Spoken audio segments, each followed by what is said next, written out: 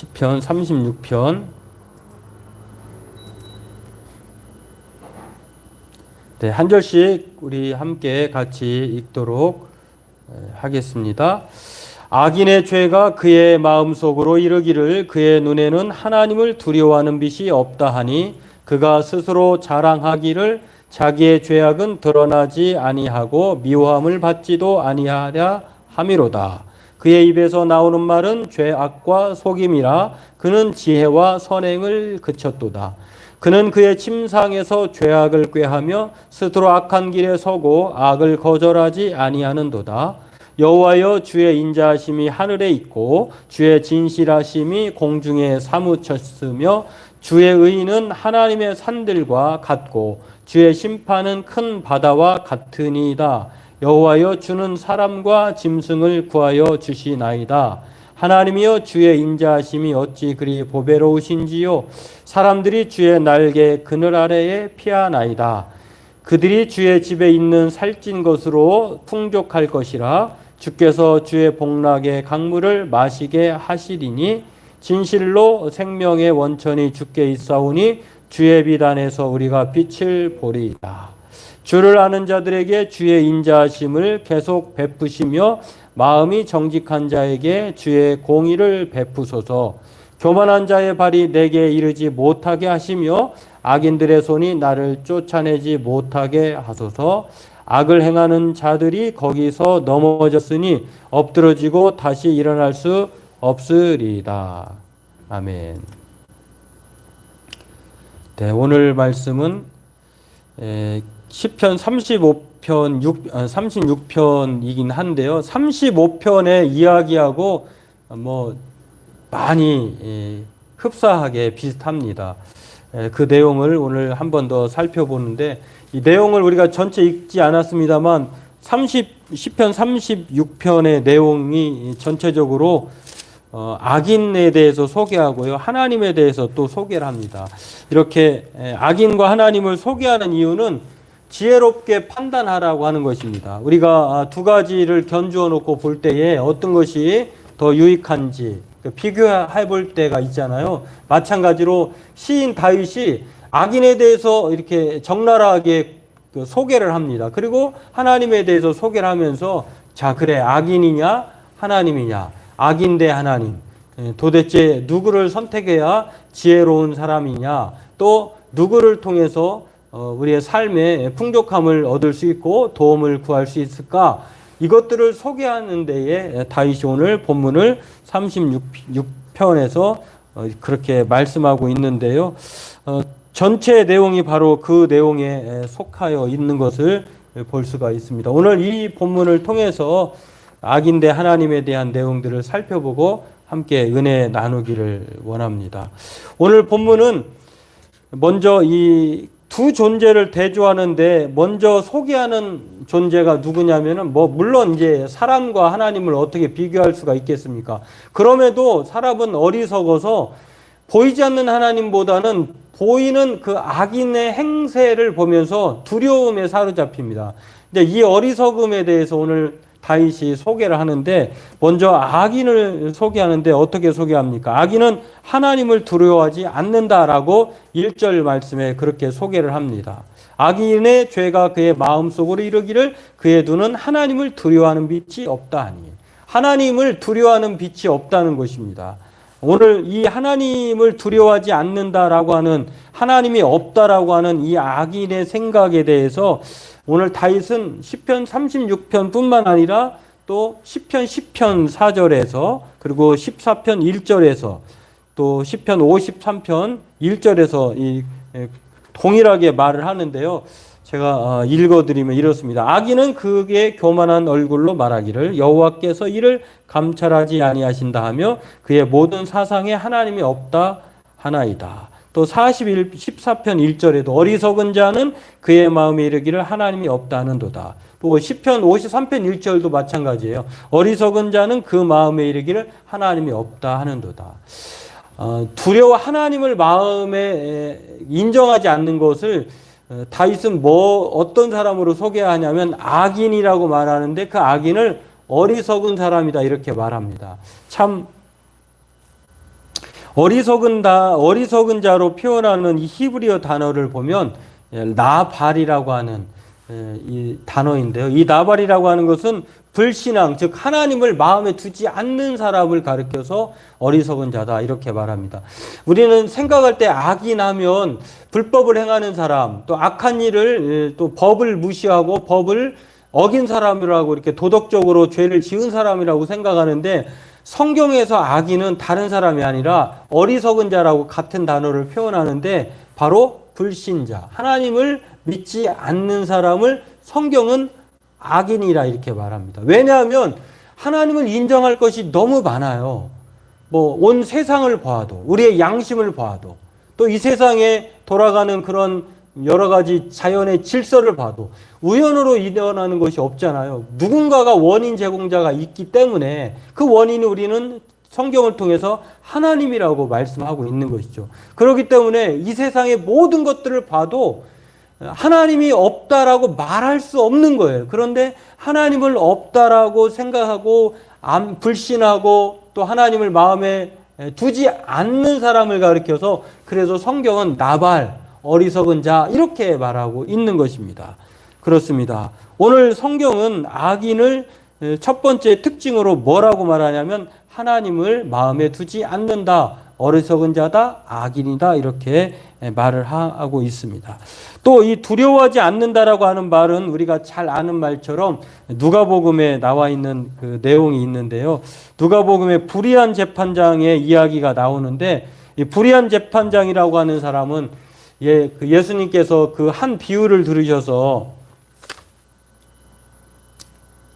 하나님을 두려워하지 않고 사람을 무시하는 그 불의한 재판장 있잖아요. 그러면서 항상 낭망하지 말고 계속해서 기도할 것을 가르쳐 주기 위해서 예수님이 예화를 들어주시는데, 그때 나타나는 사람이 불의한 재판장이에요. 이 불의한 재판장이 바로 그러한 사람, 하나님을 두려워하지 않는다라고 하는 사람과 동일한 사람이라고 하는 것입니다. 그런데 성경은 그 불의한 재판장이라도 매일매일 과부가 자신의 원한을 들어달라고 번거롭게 하니까, 귀찮게 하니까 들어준다고 얘기하잖아요. 그런데 하물며 불의한 재판장은 매일 와서 그렇게 귀찮게 하는 사람의 기도를 귀찮아서 들어주는데 하나님은 불의하지 않잖아요.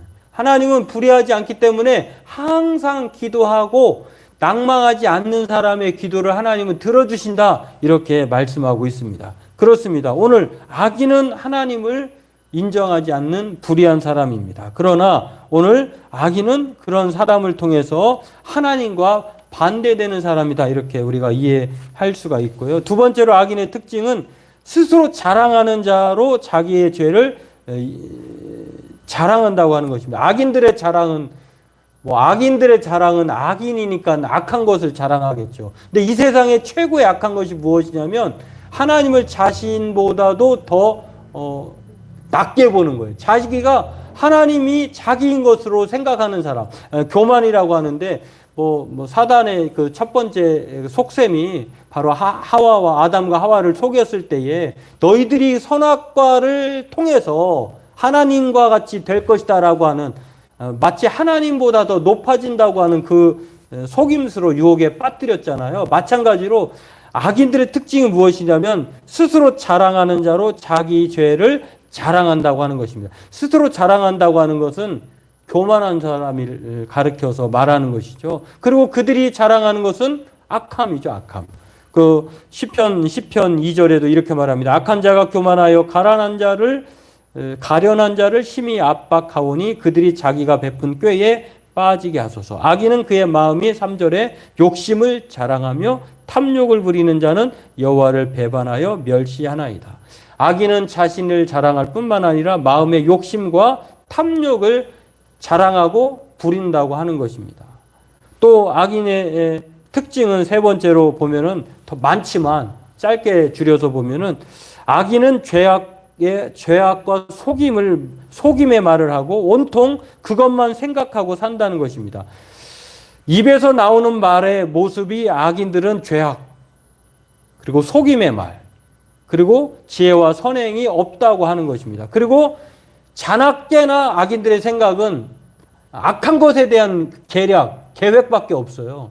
이 악인에 대해서 우리가 이 악인을 이 다윗이 소개하는 이유는 정말로 우리가 생각해도 누구나 생각해도 악인들의 모습이 아주 상식적이지 않고 또 우리가 닮아서도 안 되고 또한 그것을 따라가서도 안 된다고 하는 정말 그 악의 상태를 표현하고 있는 것을 볼 수가 있습니다. 이렇게 악인들의 모습을 다윗은 소개하면서 이어서 하나님에 대한 소개를 합니다.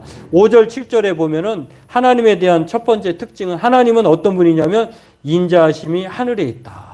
주의 진실하심이 공중에 사무쳤다. 여러분, 우리가 뭔가를 표현할 때 우리가 표현하지 못할 많다 또는 크다라고 할 때에 손을 이렇게 뻗치잖아요. 아니면 가리키잖아요. 저기 하늘만큼, 저기 땅 밑에만큼 이렇게 말하는 것처럼 하나님의 인자하심이 어디만큼이냐면 하늘만큼이에요. 그러니까 하나님의 인자하심이 크다는 거예요. 그리고 하나님의 진실하심은 공중에 사방에 묻혀 있다라고 하는 것. 하나님은 인자하시고 진실하심이 하나님의 특징이에요. 오늘 시인은 다윗은 그렇게 말을 합니다. 우리가 앞서 말씀을 제가 했던 것처럼 누가복음 18장에 보면은 불의한 재판장은 아주 자신의 재판권, 그 알량한 그 재판권 가지고 매일매일 찾아오는 원한을 가진 과부의 원한을 들어주잖아요. 근데 하나님은 불의한 재판장과는 다른 오늘 본문에 말하고 있는 것처럼 인자하심과 진실하심이 하늘과 공중에 있으신 그렇게 크고 또 넘치시는 분이기 때문에 하나님은 그것을 특징으로 소개를 합니다. 그 넉넉하신 하나님이 차고 넘치게 하신다는 거예요. 누가복음 6장 38절도 하나님은 주는 사람에게 그냥 딱 맞춰주는 것이 아니라 차고 흔들어 넘치도록 안겨주신다고 하는 것. 하나님은 그렇게 넉넉하시다, 이렇게 크신 하나님이다 말씀하고 있습니다. 그 하나님은 이 세상에 오셔서 우리에게 무엇을 주시려고 하십니까? 하나님은 우리에게 오셔서 양으로 생명을 얻게 하고 더 풍성히 얻게 하려 하십니다라고 요한복음 10장 10절에 오고 이렇게 말씀하고 있습니다. 인자는 악인들은 어떻게든지 자신의 것을 축적하기 위해서 남의 것을 도둑질하고 또 빼앗으려고 하지만 이 사람을 가리켜서 싹군이다, 도둑이다 이렇게 요한복음 표현하는데 하나님은 양의 선한 목자다라고 말씀하시면서 인자하심과 진실하심이 크신 넉넉하신 하나님으로 양으로 생명을 얻게 하시는 그 하나님이다. 더 풍성하게 하려 하십니다. 이렇게 말씀하고 있습니다.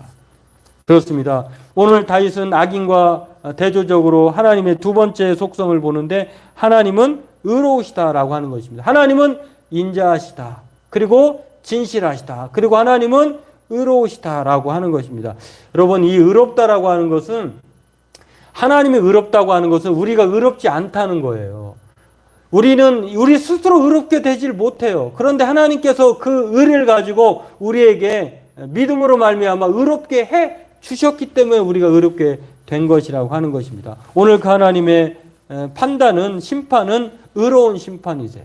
오늘 그 하나님을 의지하고 믿는 사람들에게 오늘 성경은 그렇게 말씀하고 있습니다. 세 번째 하나님의 특징을 보면 하나님은 생명의 원천이시다 이렇게 말씀합니다. 9절에 보면 이렇게 말합니다. 진실로 생명의 원천이 주께 있사오니. 하나님의 권한이, 예수님께서도 빌라도에게 빌라도가 예수님을 죄를 찾아보려고 했지만 대제사장들과 또 서기관들 또 종교 지도자들이 예수님을 정치적인 죽음으로 이렇게 메시아라, 자칭 메시아다라고 하는 유대인의 왕이라고 하는 그러한 정치적인 죽음으로 예수님을 죽이려고 했을 때에 빌라도가 아무리 봐도 예수님에게서 죄를 찾지 못했어요. 그래서 빌라도가 뭐라고 말하냐면 내가 놓을 권세도 있고 또한 해칠 권세도 있다 이렇게 말하는데 그때 예수님이 하신 말씀이 있어요. 뭐라고 말씀하시냐면 그 권세를 누가 주었느냐? 위에서 주었지 않느냐? 다시 말해서 그 권세를 하나님이신 당신이 지금 줬다는 것입니다. 근데 그 권세 가지고 권세자를 죽이려고 하는 것. 그런 면에서 예수님은 그 권세를 통해서 굴복하지 않고 권세자가 하나님, 예수님이 자신이란 것을 알게 하신 것을 볼 수가 있는데, 그만큼 이 모든 생명의 원천이 오늘 하나님께 있다는 거예요. 오늘 저와 여러분들 죽고 사는 권세, 철장 권세를 가지신 분이 누구이십니까? 바로 하나님이세요. 알파와 오메가가 되시고 처음과 나중, 시작과 마침이 되시는 분이 바로 하나님이시라고 하는 것입니다. 오늘 그 하나님이 생명의 원천이시다. 악인은 처음도 끝도 아까도 말씀드렸잖아요. 침상에서도 또 일어나서도 그들이 꾀하는 것은 생명이 아니라 멸망이에요. 그러나 하나님은 근본적으로 다르다라고 하는 것입니다. 그리고 마지막으로 하나님은 계속해서 그 하나님의 선하심을 믿는 자들에게 약속하시는 것들이 있습니다. 그 약속 선택하면, 악인을 선택하면 심판이요 멸망이요 해치요 그 자신에게 마이너스가 되는 인생이지만, 그러나 하나님을 선택하는 자에게 오늘 성경은 지혜로운 선택을 하면 어떤 약속과 복이 주어지는가에 대해서 8절, 9절, 10절, 11절, 12절, 8절부터 12절까지 말씀을 하고 있습니다. 그 내용을 보면 8절에는 이렇게 말합니다. 살찐 것으로 풍족할 것이다.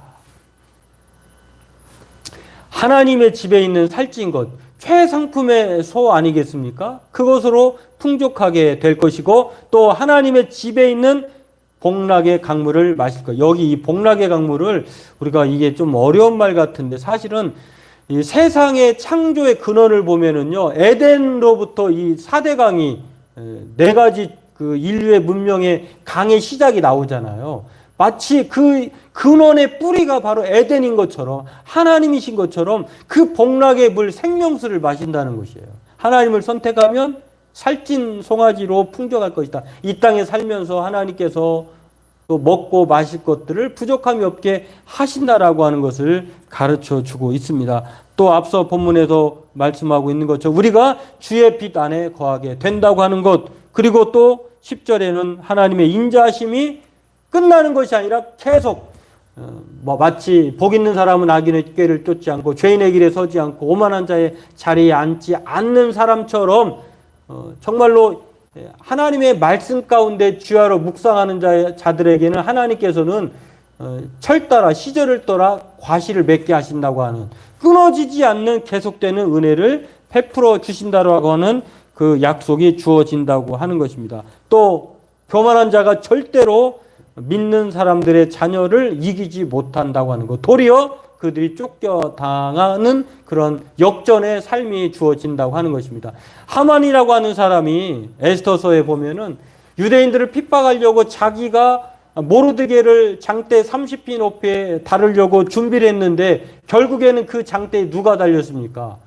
자신이 다양하는 거예요. 마찬가지로 하나님은 악인의 꾀를 하나님은 자신에게, 악인들에게 주시면서 쫓아내신다라고 하는 것. 오늘 저와 여러분들에게는 하나님의 인자하심이 계속된다고 하는 것. 그리고 마지막으로 악을 행하는 자들은 넘어지지만 하나님의 사람들은 일어난다고 하는 것. 오늘 이 약속을 생각하면서 이렇게 악인이냐 하나님이냐라고 하는 이 두 가지 선택을 놓고, 여러분 우리가 이 세상을 살아갈 때에 세상이냐 하나님이냐 이렇게 견주어 보면 우리는 눈에 보이는 세상이 더 가까운 것 같아요. 눈에 있는 것이 더 보기 좋은 것 같아요. 그러나 하나님은 오늘 이 다윗에 견주어서 선택하라고, 지혜로운 선택하라고 말하는 우리들에게 무엇을 선택하기를 바라실까요?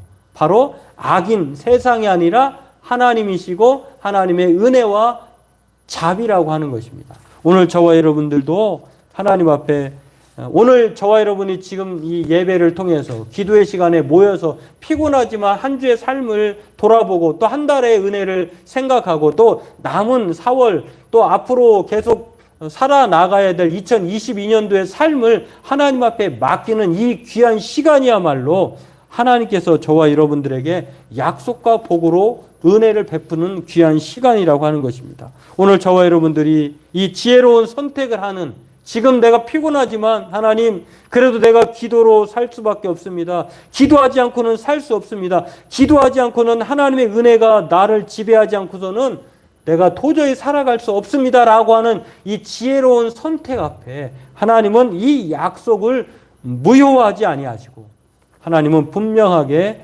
은혜로 약속해 주신 것을 저와 여러분에게 주실 것입니다. 오늘 이 두 가지 선택지 중 하나님을 선택하는 지혜로운 선택자가 되어서 하나님이 주시는 많은 유익함을 받는 저와 여러분 되길 주의 이름으로 소망합니다.